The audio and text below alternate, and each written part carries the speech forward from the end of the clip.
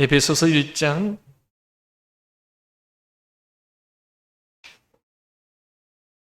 22절로 23절 말씀입니다.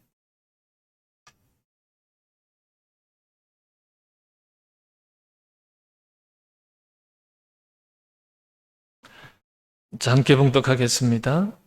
또 만물을 그의 발 아래 복종하게 하시고 그를 만물 위에 교회의 머리로 삼으셨느니라.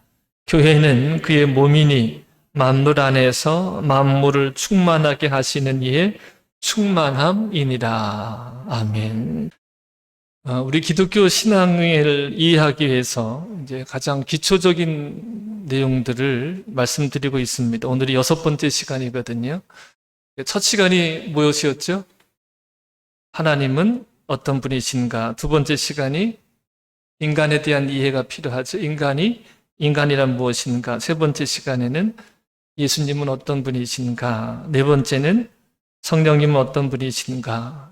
그리고 지난주에는 다섯 번째 마귀의 관계를 대적하라 그랬습니다. 성령님도 계시지만 악령도 있어요. 우리의 구원을 방해하는. 오늘 여섯 번째는 교회란 무엇인가? 이런 주제로 말씀을 나누도록 하겠습니다. 교회는 신약 성경의 용어로는 에클레시아 그런 에클레시아. 그 의미는 뭐냐면 불러 모은 무리라는 이런 뜻을 가지고 있습니다. 그 아테네라고 하는 도시에 이제 도시가 좀 크게 형성이 되면서 이제 많은 사람들이 살게 되었어요. 여러 부류의 사람들이 되고 여러 인종들이 살게 되었었는데 그런데 그 다양한 사람들이 있었지만 아테네 시민으로 일컬어지는 사람들은 일부분이었습니다. 그 어떤 시민권 있는 사람들이요. 그래서 이 아테네시에서 어떤 중요한 일을 결정하게 될 때 회의를 열면 이 아테네 시민들을 모으는 거예요. 그 도시에 많은 사람들이 살고 있지만 이제 아테네 시민으로 부름받아 모인 회중은 일부였습니다. 그래서 그들이 모여서 투표를 해서 어떤 중요한 일들을 결정하게 되어지죠. 이 사람들이 에클레시아, 불러 모은 무리다 이런 뜻을 가지고 있습니다. 그러니까 아테네 시민권을 가진 사람들, 투표권이 있는 사람들, 중요한 결정을 함께 내릴 수 있는 사람들만 불러 모아서 무리를 짓게 했던 것처럼 이제 이러한 내용이 교회 안에 들어오면서 에클레시아라고 하는 것은 하나님이 불러 모은 회중 이런 의미를 가지고 있어요. 그러니까 교회는 하나님이 불러 모은 회중이에요. 여기 지금 다 하나님이 불러 모으신 거예요. 자유로운 것 같지만 누구 따라온 것 같지만 하나님이 다 부르신 거예요. 하나님이 불러주신 이 무리인데 그러면 하나님이 왜 이 무리들을 모으셨느냐? 왜 불러 모으셨느냐? 이거죠. 이것이 이제 우리들에게 숙제인데 왜 우리들을 불러 모으셨을까?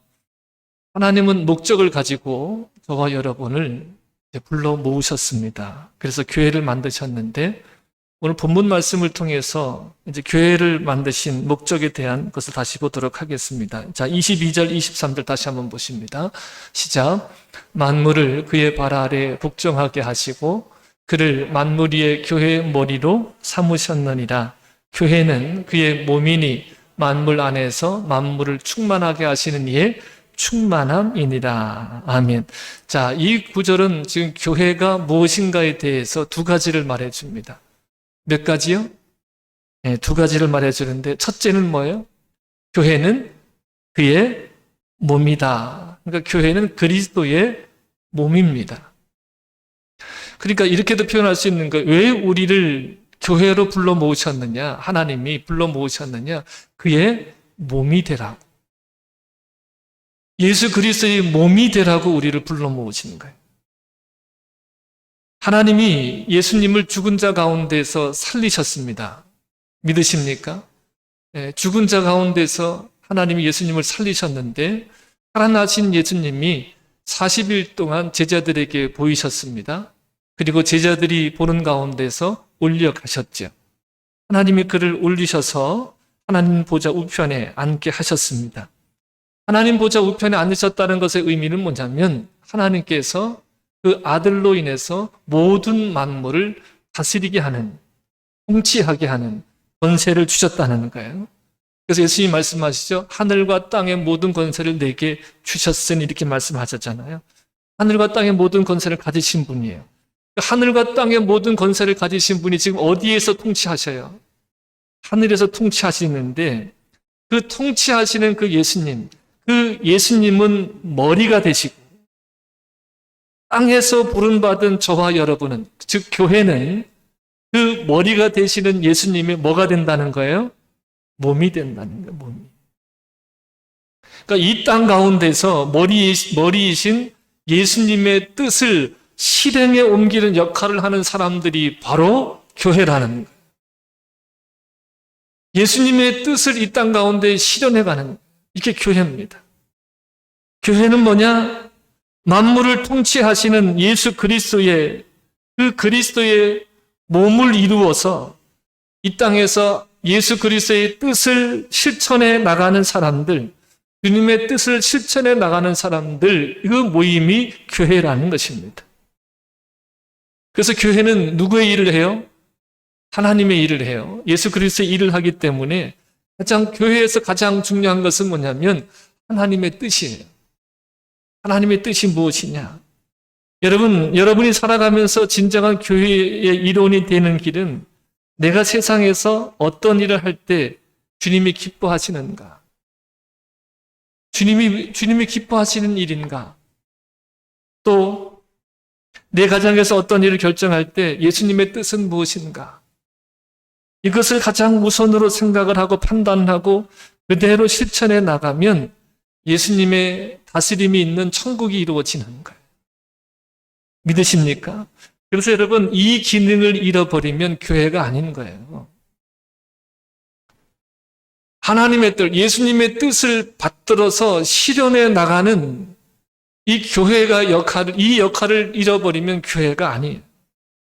여러분의 몸에서 머리가 떨어져 나간다고 생각해 보십시오. 그렇게 흉측한 일이 있어요. 그러나 여러분 한번 생각해 보세요.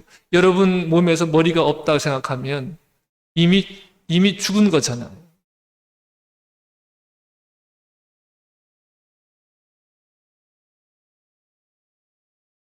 오랜만에 만나서 그런가? 더 반응이 없으신데. 몸에서 머리가 없어서 이미 죽은 거잖아요. 이미 생명이 없는 거죠. 교회의 머리가 예수님이고 교회는 예수 그리스도의 몸입니다. 그렇기 때문에 자기 생각, 자기 판단대로 행동하면 그 교회는 이미 교회라고 할 수가 없어요. 모양은 교회이나 교회가 아닌 거죠. 예수님의 뜻이 성경에 다 담겨져 있습니다. 성경은 교회의 머리 대신 예수님의 말씀이죠. 그래서 그의 몸된 교회는 성경대로 믿고 성경대로 가르치고 성경대로 선포하고, 선포한다는 의미 속에는 성경대로 사는 것을 얘기해요. 그래야 교회입니다. 어떤 큰 교회만을 이야기하는 게 아니에요. 어떤 큰 교회만을 이야기하는 것이 아니라 우리 각자가 교회의 한 구성원이기 때문에 우리 역시 마찬가지예요. 하나님의 뜻이 이루어져야 되고 하나님의 뜻으로 살아야 돼요. 우리 각자는 성경이 말하는 대로 믿고 배우고 그대로 외치고 실행에 옮겨야 됩니다. 그래야 우리는 하늘에서 온 땅을 통치하신 예수 그리스도의 몸이 되어서 세상을 변화시키고 세상을 거룩하게 하고 우리들이 속한 공동체를 회복시키고 하나님의 은혜를 끌어당기는 사람들이 될 수 있습니다. 여러분, 이런 그리스도인 되기를 축복합니다. 자, 두 번째는 뭐냐면 교회는 만물을 충만하게 하시는 이의 충만이다 그랬어요. 23절에 보면 교회는 그의 몸이니 만물 안에서 만물을 충만하게 하시는 이의 충만이니라 그랬습니다. 이 구절을 좀 어려워하시는 분들이 있어요. 뭔 충만하겠는데 뭔 충만이야 그러는데 잘 들어보세요. 교회는 그의 몸이니 만물 안에서 만물을 충만하게 하신 이가 누구예요? 예수님이시잖아요. 근데 그러한 이의 충만함이다. 그러니까 만물을 충만하게 하신 이의 충만이라는 것은 그 만물을 다스리시는 그 다스림을 이 땅 가운데 실현해 나가는 게 교회다 하는 이 의미가 담겨져 있어요. 그러니까 교회가 만물을 충만케 하신 이의 충만이라는 것은 교회가 만물을 충만케 하는 일을 대신한다. 그 일을 성취한다. 이런 의미를 담고 있습니다. 하나님이 왜 우리를 불러서 교회를 만드시는가? 여러분, 교회의 위치가 어디입니까? 이렇게 말하면 좀 추상적이죠. 교회의 위치가, 왜 이 말씀을 드리냐면, 교회는요, 산에 있으면 안 돼요. 교회는 산골 깊은 곳에 들어가면 안 돼요. 교회는 세상 한가운데, 도시 한가운데, 마을 한가운데, 그곳에 있어야 됩니다. 그래서 그 교회 가운데 하늘을 향해서 문이 활짝 열려지고 만물을 충만케 하신 이의, 즉 예수님의 그 생명, 그 풍성함을 교회가 그대로 받는 거예요. 그래서 예수 믿는 교회가 먼저 예수님으로 인해서 충만함을 누리는 거예요. 감사가 충만하고 기쁨이 충만하고 하나님의 생명으로 충만해지는 거예요. 그리고 이 충만해진 그 생명을 내 가정에, 그리고 내가 속한 공동체에, 내가 사는 도시에, 그리고 이 나라와 민족 가운데, 온 열방 가운데 하나님의 그 생명의 충만함을 흘려보내는 것, 이것이 바로 교회의 존재의 이유고 하나님의 교회를 만드신, 세우신 존재의 목적이라는 것입니다. 이것이 바로 뭐예요? 만물을 충만케 하신 이의 충만함. 이 목적을 가지고 교회를 만드시고 우리를 불러 모았다라고 하는 것입니다. 자, 그러면 우리가 만물을 충만케 하신 이의 충만이 되기 위해서는 어떻게 해야 되느냐? 교회가 어떤 모습이어야 되느냐? 첫째는요, 교회에 하나님의 임재가 있어요. 하나님의 임재. 여러분, 하나님 없이 예배할 수 있어요?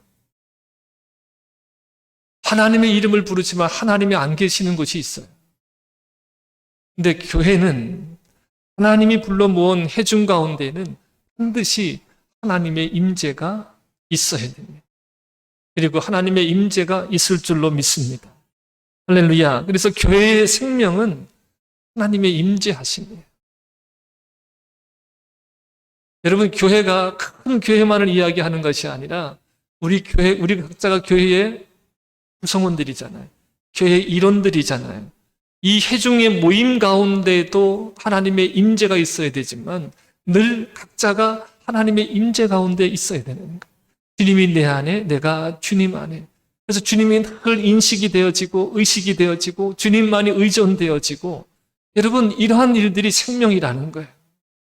그냥 내 마음대로 내 생각대로 막 살다가 하나님 없는 것처럼 살다가 날짜 됐네. 오늘이 뭔 날이요? 아이고 벌써 주일이요? 아이고 벌써 12시, 11시요? 가야 되겠네. 하고서 주섬주섬 옷 입고서 와가지고 오늘도 나 도장 찍고 왔어. 목사한테 도장 찍고 왔어. 오늘은 전화 안 받겠네. 이게 예배가 아니에요.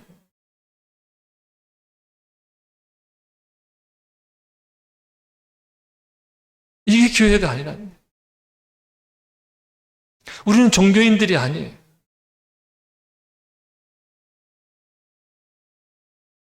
여기 예배하는 가운데 하나님의 임재가 있고 예수님의 임재가 있고 성령의 강력한 임재가 있어야 돼요. 그럴 때 하나님과 어린 양의 보좌로부터, 계시록 마지막 장 계시록에 보시면, 계시록 22장에 보면 하나님의 그 보좌로부터 생명의 강이 흘러나오는데, 그 하나님의 임재가 있을 때 그 보좌로부터, 생명의 강으로부터 그 생명수가 각 심령 가운데 흘러 들어가기 시작하는 거예요. 여러분, 이게 예배가 되어야 돼요. 생명수가 흘러 들어가는 예배.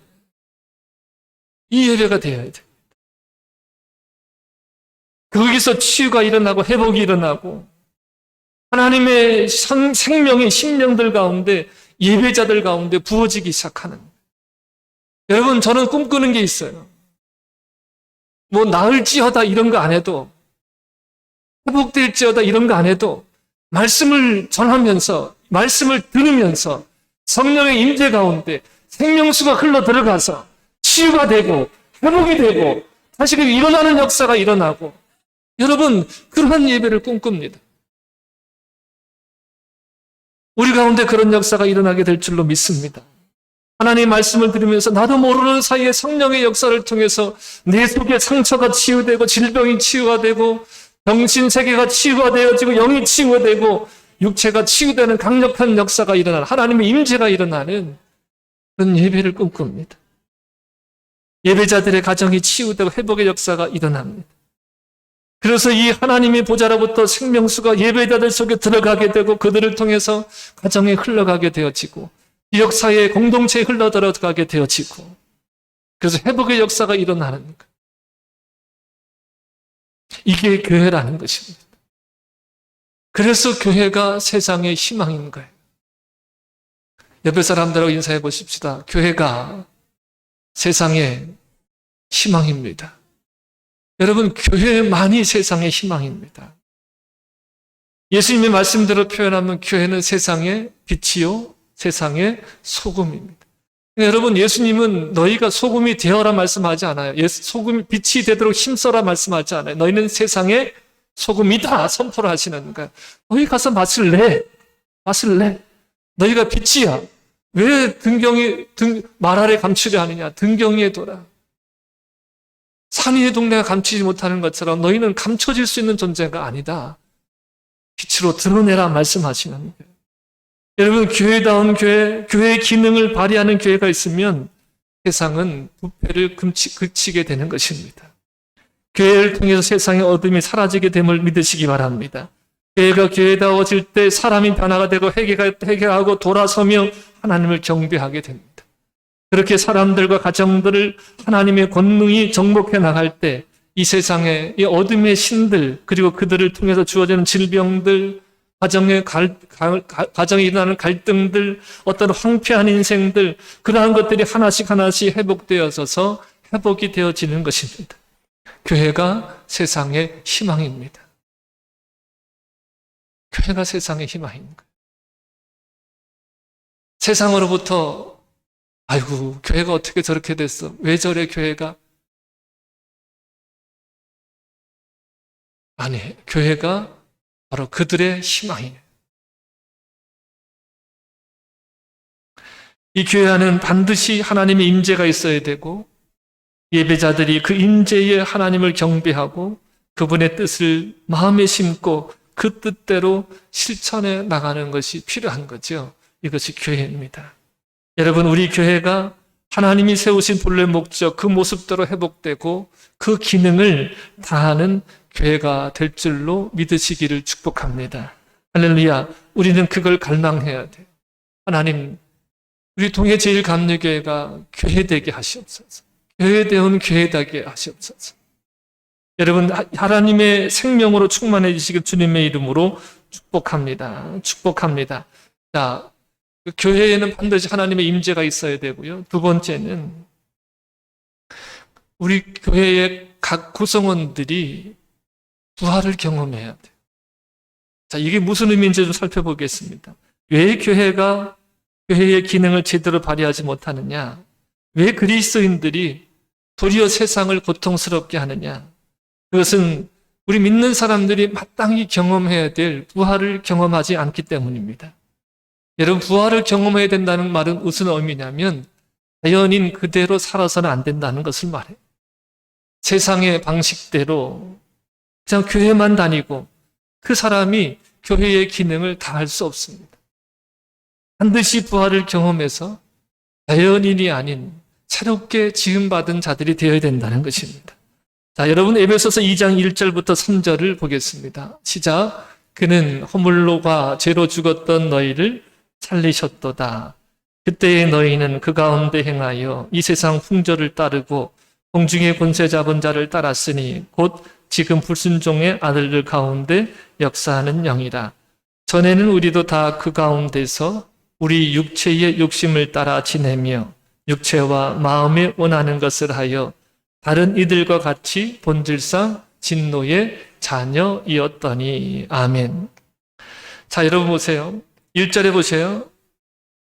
그는 허물과 죄로 죽었던 너희를 어떻게 하셨어요? 살리셨어요. 살리셨다라는 건 시제가 과거형입니다. 이미 우리가 살리심을 받은 것. 자, 2절에 그때에 그랬어요. 허물과 죄로 죽었던 상태, 자연의 상태를 가만히 보니까 죄와 허물과 죄로 죽었던 상태를 가만히 보니까 어떻게 살아가요? 그 사람이 살아가는 방식이 어떻습니까? 이 세상 풍조를 따르고 또 공중권세 잡은 자를 따르고 사탄을 따르고 그리고 육체에 원하는 것, 마음이 원하는 것, 육체의 정욕을 따라 살았다는 거예요. 예수 그리스도를 알고 예수님의 뜻을 깨달아 예수님을 따를 때만이 세상을 충만하게 하시는 자의 충만이 될 수가 있는데 곧 주님이 우리 머리가 되고 우리가 몸이 되어야 되는데 부활을 경험하기 전에 사람들은 살아가는 방식이 어떻게 살아갑니까? 이 세상 풍조를 따라 살아가는 거예요. 간단하게 말하면 뭐예요? 이 세상의 정신과 이 세상의 시간을 따라 살아가는 거예요. 더러운 귀신들을 따라 살아갑니다. 자기 육체의 정욕과 마음이 원하는 대로 살아가게 되어 있습니다. 그러니까 부활을 경험하기 전에 사람들은 그가 비록 교회를 다닌다 할지라도 삶의 방식이 마귀에게 속해 있는 거예요. 삶의 방식이. 그리고 세상에 고통을 주는 삶을 살 수밖에 없습니다.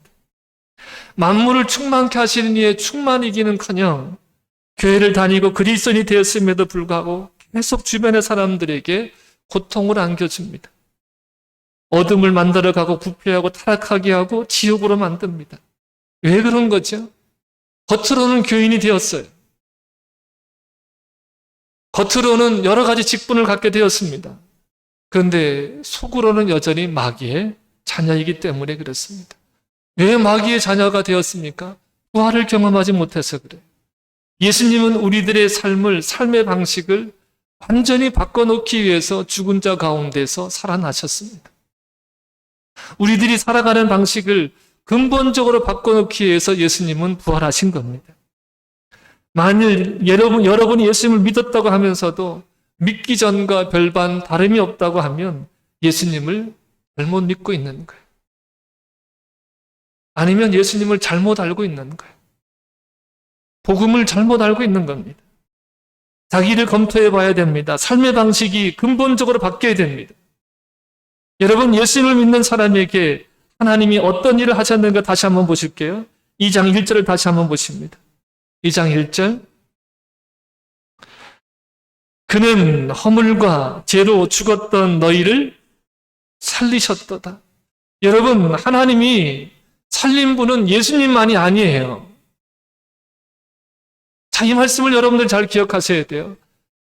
예수님을 죽은 지 3일 만에, 사흘 만에 하나님이 다시 살리셨습니다. 그런데 보세요. 하나님이 살리신 분은 예수님만이 아니에요. 누구도 살리셨어요. 누구도 살리셨어요. 허물과 죄로 죽었던 누구? 너희도 살리셨느니라. 너희도 살리셨느니라.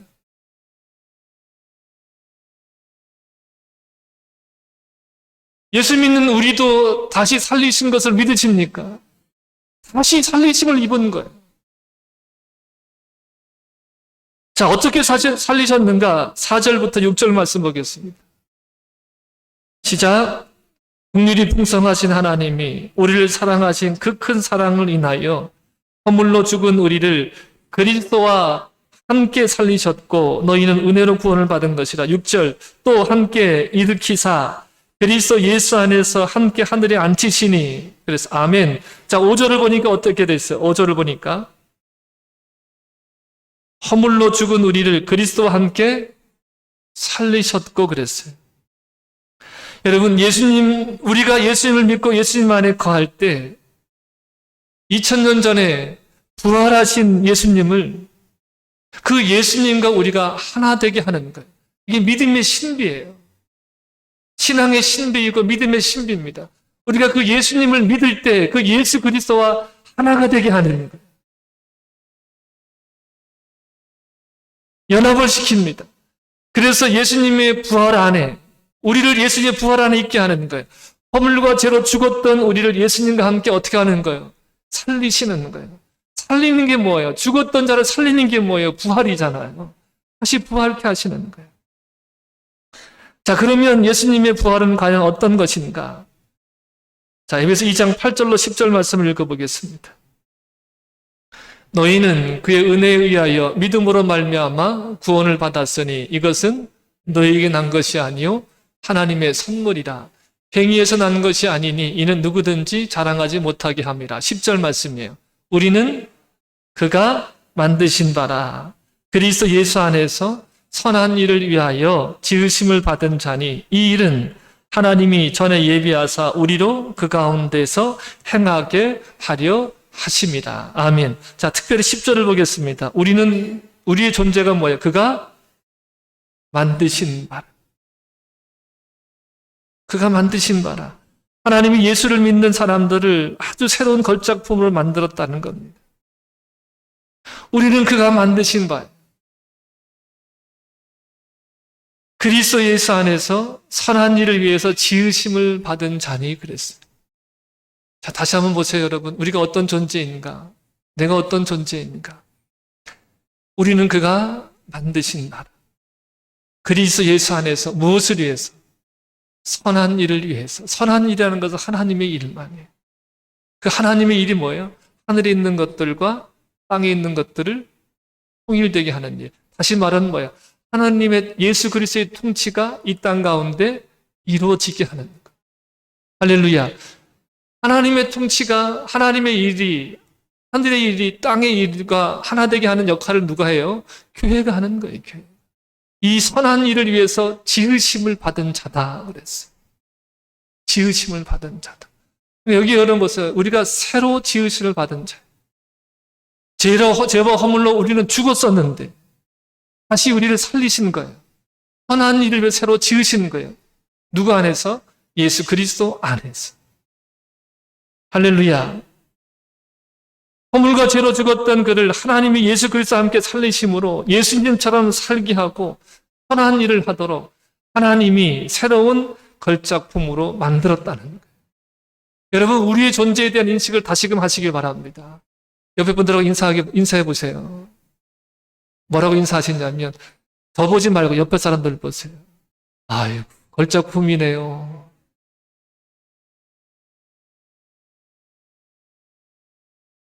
안 믿겨지죠? 서로 인사하면서도 서로 못 믿는 눈치야. 근데 다시 봐요. 내가 만든 게 아니라 내 눈으로 보지 말고 하나님이 그리스도 안에서 선한 일을 위해서 새로 지으신 분입니다. 네, 이게 우리 존재. 그 옆에 사람들한테 다시 한번 인사해. 나 우습게 보지 마. 시작. 농담으로 하는 얘기가 아니에요. 정말 나를 우습게 보지 마. 시작.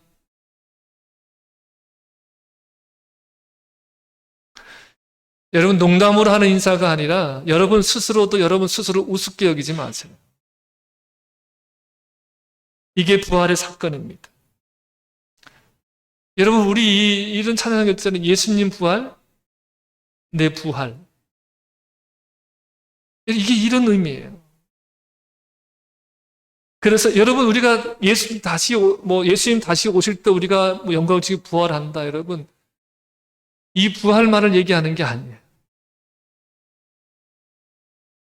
그래서 우리가 예수 그리스도 안에서 부활을 경험하지 않으면 선한 일을 할 수 있는 능력 자체가 없는 거예요. 내가 예수 그리스도 안에서 새로 지음받은 자라고 하는 이 경험이 있어야 돼요. 무엇을 위해서? 선한 일을 위해서. 예수 그리스도의 뜻을 이 땅에 실현하는 자가 되기 위해서, 되게 하시기 위해서. 물론 여러분, 인격이 훌륭한 사람들이 때때로 있습니다. 좋은 일을 많이 하죠. 우리들을 볼 때는 세상의 사람들 가운데도 좋은 일 하는 사람들이 많이 있습니다. 그러나 그 사람 속에 하나님의 새로 만드신 품으로서의 새로운 존재, 새 생명은 그 사람 속에 없는 거예요. 여러분, 엄밀히 따지면 다 자기 의입니다. 그런데 예수 믿는 사람은 이전에 어떤 악한 일을 했더라도, 여기 중요한 건 뭐냐면 이전이에요. 이전에 어떤 악한 일을 했더라도, 세상에서 어떤 방식으로 살았던 사람일지라도 예수님을 사랑하고 예수님 안에 거하고 예수님과 함께 살아가는 그 사람에게는 전부 부활의 역사를 주어서 새로 작품을 만드신 거예요. 할렐루야. 선한 일을 위해서 새로운 작품이 되어지는 거예요. 그래서 이 부활을 경험한 사람은 어느 곳에 있든지 그곳 가운데 하나님의 생명을 흘려보내는 자가 되어지는 거예요. 황폐한 곳에 사막과 같고 광야와 같은 그런 가정과 공동체 가운데 하나님의 생명으로 충만한 그 사람은 그곳에서 샘이 되어지는 거예요. 그 사람에게서 생명수가 흘러나오게 되어지는 거예요. 퐁퐁퐁퐁 솟아나는 샘이 되어지는 거예요. 그 사막과 광야에 흐르게 되면 그곳에 풀이 돋고 꽃이 피고 새가 날고 짐승이 찾아오게 되어 있습니다. 아무리 절망적인 것이라 할지라도, 아무리 절망적인 상황이다 할지라도 살아있는 부활을 경험한 이 그리스도 안에 있는 사람들에게는 생명의 역사가 일어나고 치유가 일어나고 부활의 역사가, 회복의 역사가 일어나는 것입니다. 이것이 부활의 역사입니다. 여러분, 예수를 믿으면서 이 부활을 경험하시기를 축복합니다. 이 부활의 복음이 저나 여러분의 심령에 뿌려지고 이 부활이 생명을 통해서, 이 부활의 생명을 통해서 완전해질 때 우리의 삶이 근본적으로 바뀌어지는 것입니다. 부부 관계가 달라지고 부모 자식 간의 관계가 달라지고 이웃과의 관계가 달라지는 거예요. 그 모든 관계들이 회복되기 시작되어지는 것입니다. 이게 부활의 역사입니다. 예수 그리스도를 믿었지만 아직도 부활을 경험하지 못한 분들에게 대해서는 주님 앞에 엎드려 주님, 제가 부활을 체험하고 싶습니다. 다시 내가 살리심을 입었다는 것을 경험하기를 원합니다. 이렇게 기도하시길 바랍니다. 내가 예수를 믿었지만 여전히 세상 풍조를 따르고 공중권세 잡은 자를 따라 살고 내 마음이 내키는 대로 살아왔는데 주님, 나를 새롭게 하여 주옵소서. 부활의 생명이, 예수님의 생명이 내 안에 부어지길 원합니다. 여러분 기도하시길 바랍니다. 자, 세 번째로 우리 교회가 만물을 충만케 하시는 이유에 충만이 되기 위해서는 우리가 예수님의 십자가 안에 있어야 된다는 것입니다. 예수님의 십자가 안에서 죽으심 안에 교회가 세상을 하나님의 생명으로 충만케 하려면 우리가 두 가지 조건을 갖춰야 되는데 그것이 뭐냐면 교회가 하나 되는 거예요. 교회가 하나 되어져야 됩니다. 그 다음에 하나는 그 하나 된 교회 가운데 하나님의 임재가 있어야 되는 거죠. 그런데 교회가 하나 되게 하는 것과 하나 되는 것과 교회에 하나님의 임재가 있는 것을 끊임없이 방해하는 세력이 있습니다. 이게 원수된 것이. 그런데 이 원수된 것을 파쇄하고 허물어버리고 죽이는 것이 다름이 아닌 예수님의 십자가입니다. 무슨 말인지 잘 모르겠죠. 좀 더 구체적으로 예수님의 십자가는 교회가 하나 되게 하는 것을 방해하는 이 원수들을 없애는데, 자, 말씀을 보겠습니다. 2장 11절로 15절 말씀. 시작. 그러므로 생각하라. 너희는 그때에 육체로 이방인이요 손으로 육체에 행한 할례를 받은 무리라 칭하는 자들로부터 그때에 너희는 그리스도 밖에 있었고 이스라엘 나라 밖에 사람이라. 약속의 언약들에 대해서는 외인이요 세상에서 소망이 없고 하나님도 없는 자이다니 이제는 전에 멀리 있던 너희가 그리스도 예수 안에서 그리스도의 피로 가까워졌느니라. 그는 우리의 화평이신지라 둘로 하나를 만드사 원수된 것 곧 중간에 막힌 담을 자기 육체로 하시고 법점으로 된 계명율법을 폐하셨으니 이는 둘로 자기 안에 한 세 사람을 지어 화평하게 하시고. 아멘. 자, 15절에 보시면 법조문으로 된 계명의 율법을 폐하셨느니 이는 이 둘로 자기 안에서 한 세 사람을 지어 화평하게 하시고 그랬습니다. 그러니까 이 11절부터 15절의 말씀은 유대인과 이방인이 결코 가까워질 수 없는데 무엇으로 가까워진 거예요? 예수 그리스도의 피로 가까워졌다는 것입니다. 그러니까 유대인과 이방인이 하나가 되는 것을 가로막는 원수된 것, 막힌 것을 자기 육체로 허무시고 법점으로 된 계명의 율법을 폐하셔서 자기 안에서 한 세 사람을 지어 화평하게 하셨다 말씀하는 내용입니다. 여러분, 율법은 받은 사람에겐 축복이지만 유대인과 이방인을 결코 하나 될 수 없게 만드는 원수된 것이었습니다. 유대인과 이방인을 가로막는 중간에 막힌 담이었습니다. 영원한 담이었습니다. 그런데 14절을 보십시오.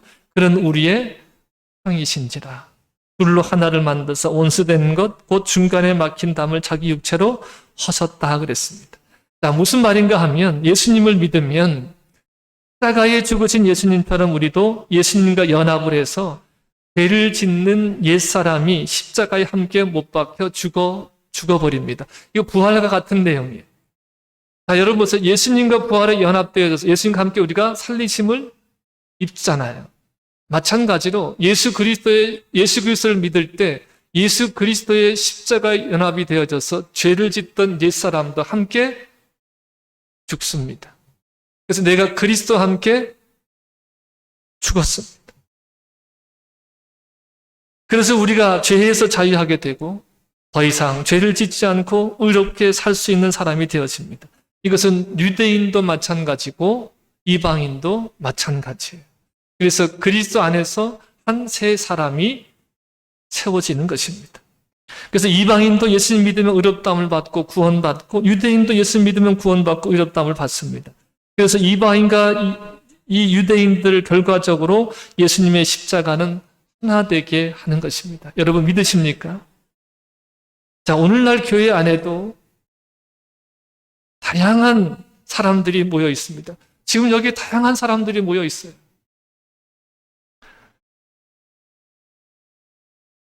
누구 노래에 따르면 잘난 사람, 못난 사람, 돈 있는 사람, 돈 없는 사람, 키 큰 사람, 키 작은 사람, 분류하자고 하면 수없이 분류할 수 있어요. 같은 사람이 하나도 없어요. 근데 여러분, 만약에 가진 사람이 교회 안에서 교만하게 되어 있잖아요. 일반적으로 가진 사람들이 교만하잖아요.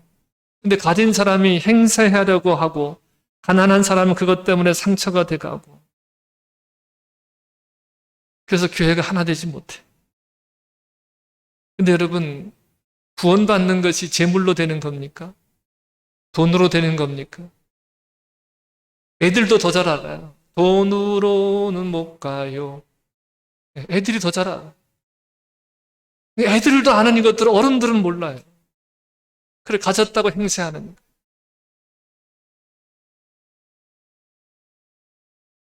누구든지 의롭다함을 받고 죄에서 벗어나고 하나님의 백성이 되는 것은 예수님의 십자가의 은혜뿐입니다.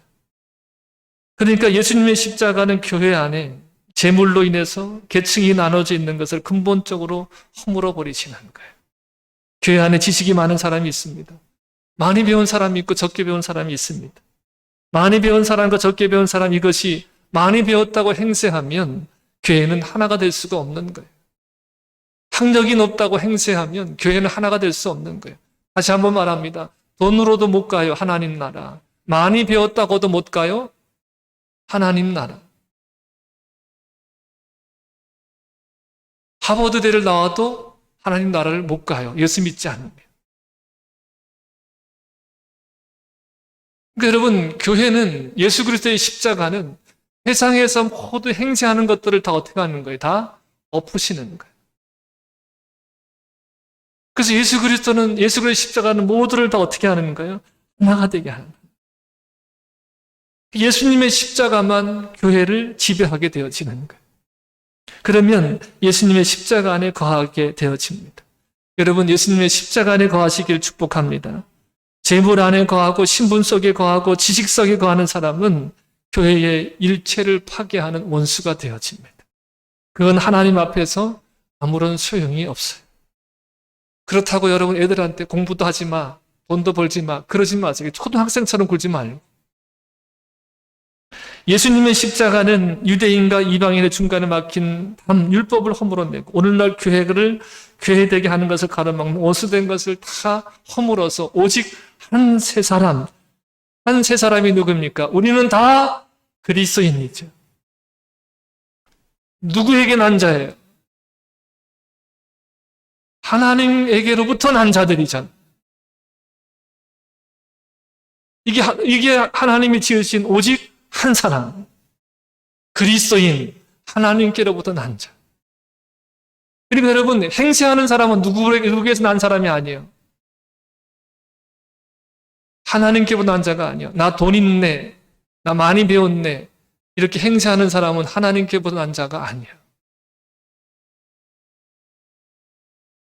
이 말을 제가 강조하는 것은 뭐냐면 교회가 하나 되는 것을 방해하는 것을 원천적으로 끊어내자. 교회가 하나 되게 하는 것은 오직 예수 그리스도의 십자가라는 거예요. 믿으십니까? 사도 바울이 말한 것처럼 여러분 십자가만 자랑하시길 바랍니다. 사실 하나님 앞에서 우리가 자랑할 게 뭐 있습니까? 십자가 외에 뭐 있습니까? 부활 생명밖에 뭐 있습니까? 예수님의 십자가는 하나님과 우리 사이 원수된 것을 소멸합니다. 유대인과 이방인 사이에 사람과 사람 사이 원수된 것을 소멸할 뿐만 아니라 사람과 하나님 사이에 원수된 것을 소멸합니다. 믿으십니까? 자, 16절로부터 18절 보겠습니다. 에베소서 2장 16절로 18절. 시작.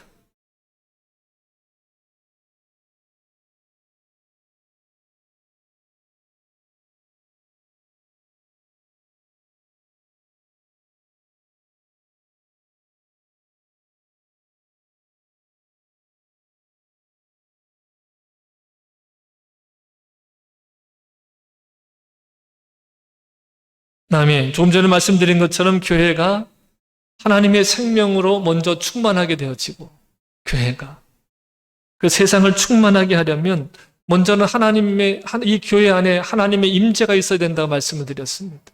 하나님의 임재가 있어야 돼. 근데 여러분 하나님의 임재를 가로막는 그 원수가 여러분 뭔지 아십니까? 죄입니다. 거룩하신 하나님은 죄가 있는 곳엔 거할 수가 없는 거예요. 더러운 거, 부정한 거. 여러분 하나님은 거룩하신 분이기 때문에 거룩한 곳에 임재하십니다. 근데 우리가 죄 가운데 살고 죄를 짓고 더러운 생각을 하고 더러운 삶 속에 있다면 하나님의 임재가 불가능한 거죠. 그래서 죄와 부정한 것, 이런 흠이 있는 것들은 하나님의 임재를 가로막는 원수가 되어집니다. 근데 예수님의 십자가는 어떤 것입니까? 예수님의 십자가는 저와 여러분의 모든 죄를 담당하고 주님이 죽으신 십자가입니다. 죄를 처리하셨습니다. 그리고 그 십자가에서 예수 믿는 사람들까지 함께 십자가에 못 박혀 죽었습니다. 죄를 범하던 옛사람은 그리스도와 함께 십자가에 못 박혀 죽었습니다. 이제 내 안에 누가 사세요? 그리스도가 사는 것이.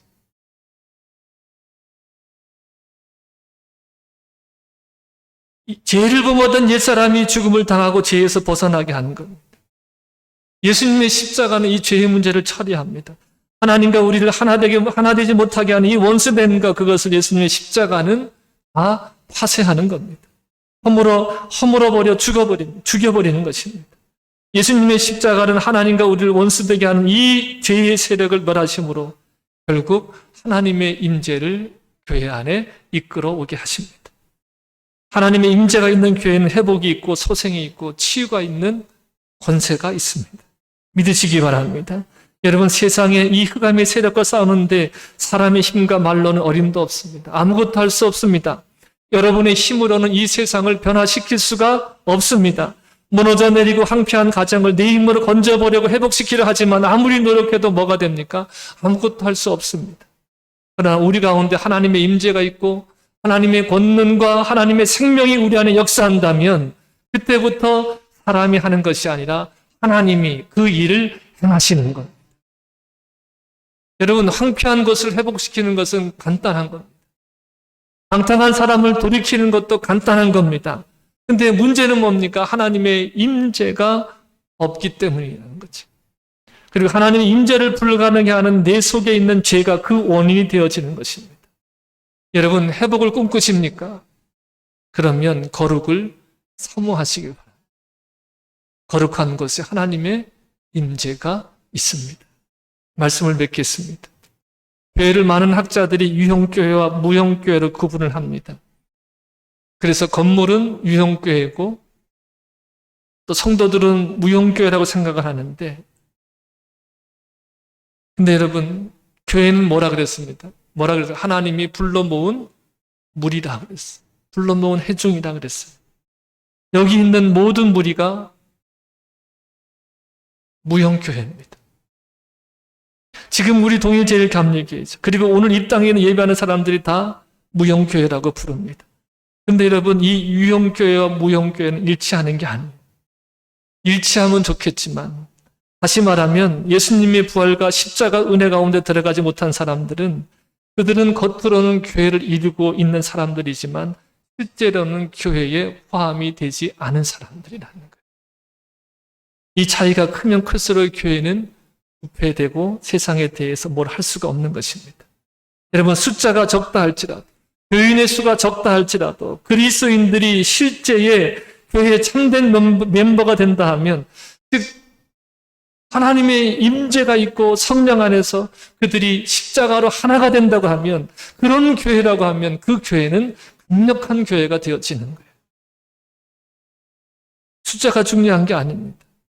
그 교회를 구성하는 성도들이 하나님의 은혜로 부활을 경험하고 십자가 은혜 가운데 머물러 있는가, 이것이 중요한 거예요. 다시 말하면 예수 그리스도를 머리로 삼고 있는가, 이것이 바로 교회의 능력이 되어지는 겁니다. 여러분, 단순하게 저는 교회가 무엇인가를 말하려는 것이 아니라 우리 교회가 나가야 될 방향, 이 방향에 대한 것도 함께 나누겠지만, 다시 나눌 시간이 있겠지만, 교회가 교회 되는 것이 중요하잖아요. 단순하게 명목상의 그리스도인들이 아니라, 이름뿐인 교인들이 아니라 실제적으로 교회의 역할을 하는 교회의 일원으로서의 교인들, 이것이 진정한 살아있는 교회 아니겠어요? 내가 머리가 된 사람은 희망이 없어요.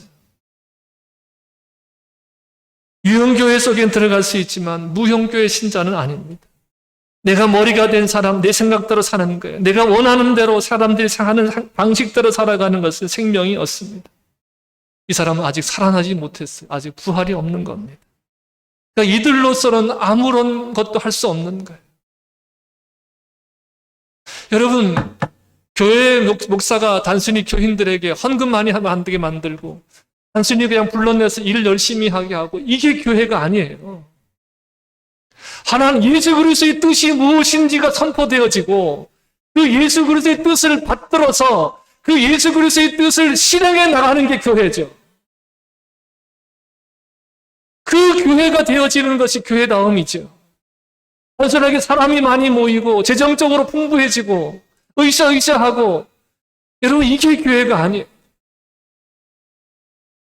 제가 꿈꾸는 교회는 여러분 한 사람 한 사람이 그렇게 교회의 기능을 해갈 수 있는 사람으로 세워지는 것. 단순하게 그냥 목사에게 잘하고 목사 말 잘 듣고, 여러분 그 사람을 원치 않아요. 교회에 나는 이런 일 많이 하고 저런 일 많이 하고 그런 사람 원치 않아요. 내가 머리가 된 사람 원치 않아요. 내 생각이 이끌려 사는 사람 원치 않아요. 그런 사람이 아니라 예수님의 뜻에 이끌려가는 사람들, 그 뜻을 실행해가는 사람들. 교회는 그의 몸이니 만물을 충만케 하시는 충만함이라 그랬습니다. 예수 그리스도의 부활을 경험하시기 바랍니다. 기독교의 핵심이 십자가와 부활이에요. 여러분, 교회 안에 이 부활의 복음이 없어요. 십자가의 복음은 다 얘기하는데, 십자가의 복음을 얘기하면서 다 뭐 하는 거예요? 예수님이 우리 죄를 위해서 대신 죽으셨으니 우리 믿기만 하면 다시 죄를 용서받는다는 거예요. 여러분, 그러나 모든 선지자, 모든 이 신약을 기록한 사도들의 한결같은 것이 뭐냐면, 그 십자가는 죄를 짓던 우리 옛사람까지도 함께 못 박히게 한다라는 거예요.